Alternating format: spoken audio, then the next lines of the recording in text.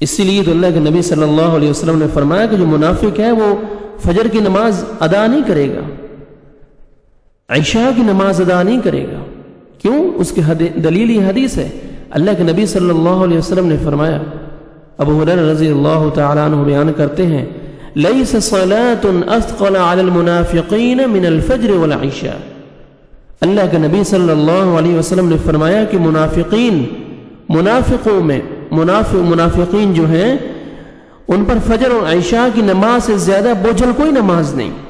وَلَوْ يَعْلَمُونَ مَا فِيهِمَا لَأَتَوْهُمَا وَلَوْ حَبْوَا، اگر ان کو ان نمازوں کا ثواب کا علم ہو جائے کہ کتنا ثواب ہے ان نمازوں کا، تو وہ ضرور شریک ہوں۔